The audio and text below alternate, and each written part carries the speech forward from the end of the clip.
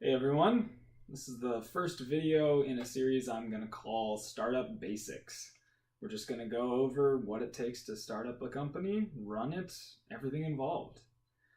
So the first rule to remember in starting your own business is you just got to be cool as ice. Now you can't be a very good speller because I spell that I.S.E, okay? I.S.E. And those are the three main things that I think you need to remember. That's what we're going to go over. The first one is an idea. Okay? Now, a lot of people put way too much weight on this idea thing. Everybody says, oh, I got $1 billion idea. Oh, there's not an app for that, and I'm going to create it, or whatever. Now, while I truly believe that ideas have made people millionaires, that's not the only part. You have to do something with that idea. So that's always important to remember. Now, the other thing to consider is that you don't have to come up with an original idea. A lot of people would say there is no original idea. Everything's been done, right? So it's a good idea to look at what is going on in the market you're trying to serve. What are other people doing, and what do people need? One of the easiest ways to see market demand is to say, well, what are other businesses providing these customers? And then you can just do the same thing, do it better, tweak it, change it a tiny bit. And right there, you've got something that you're going to have customers with, okay? If you've ever seen online, there's this character guy named Tai Lopez. One of the things he talks about is, he says, if you think you have an original idea and it's going to be the next big thing, while there is a tiny chance that's the case, you should really be asking yourself, why is nobody doing this? Because either there isn't a demand for it, or you really are the next Mark Zuckerberg, okay? So the other thing to think about with the idea, which again does not have to be yours, it needs to be inspiring to you, okay? That's going to be very important when you get to E in this list of I.S.E. It has to be something that grips your attention, you're interested in, you want to do good in the world, and you think this is something that's going to do that. Just keep that in mind. Okay, the next part, S. S is for strategy. This is personally my favorite, and I think the most important. Now, different personalities might think different parts are more important, but I'm going to give you my argument for why this is what you should focus on. So strategy is taking that idea and turning it into something tangible. And that can be hard, it can be easy, but the concept here is you have to do something again. You have to provide value to somebody. And getting from point A to point B is the strategy. Point A being, I've got this idea, and point B being, here is a product or service that I am helping people with, right?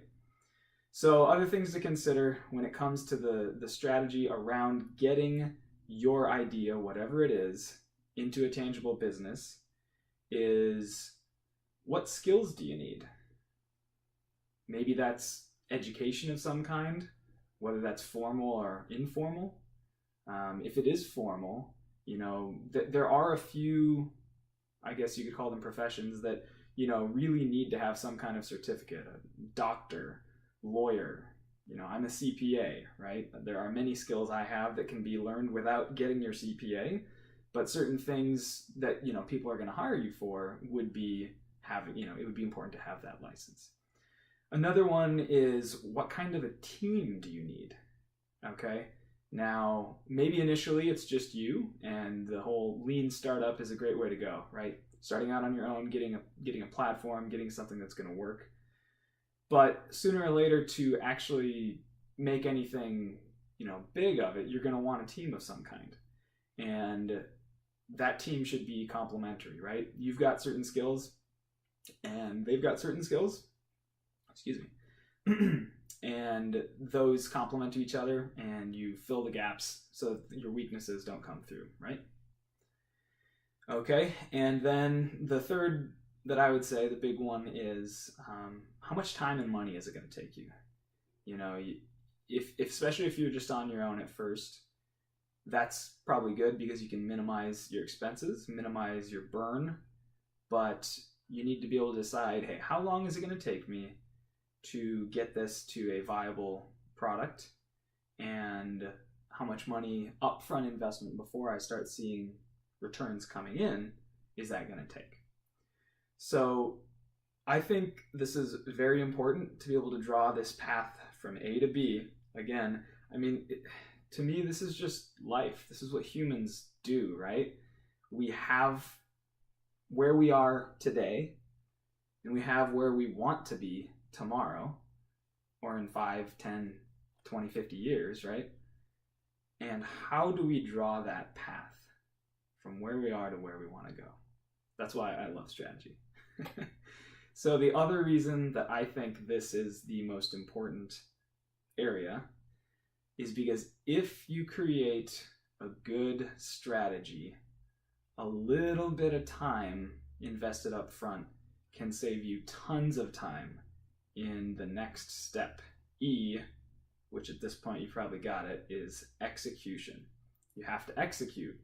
You have to execute on that strategy and turn it into something that is going to work, right? So if you have a good strategy, again, maybe it's a personality thing, but I take my strategy, I write it down on basically a to-do list, and I say, here are the things I need to do by these different dates to be able to hit my goal. And this, I mean, this is just basic project management, right?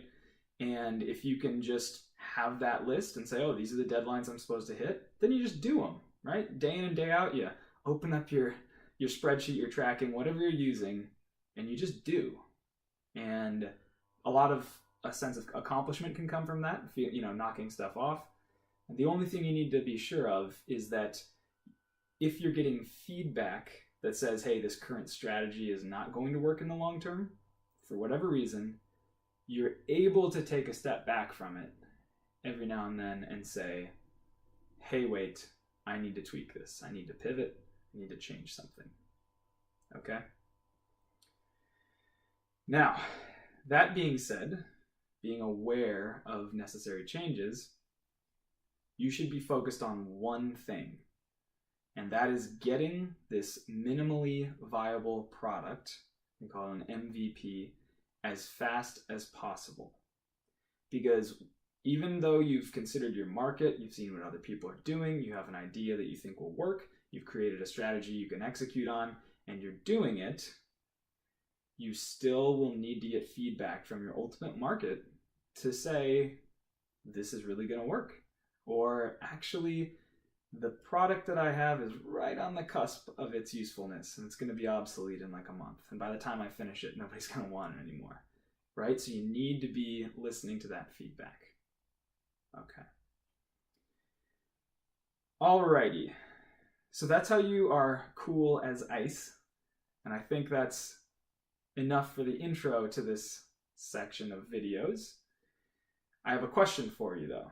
Again, studies have shown that you are much more likely to retain information and actually be able to apply it to your life if you do something as small as asking or answering a question around the subject matter. So I have a question for you, and of course feel free to comment or ask any question that you have down below.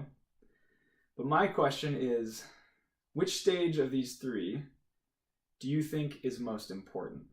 Again, I think it may have to do with personalities, and I'm such that I very much enjoy that strategy part, and I know that if I can create a good strategy, I will be able to execute on it. But maybe you're different, or maybe you just have a different opinion. So please share it. Thanks.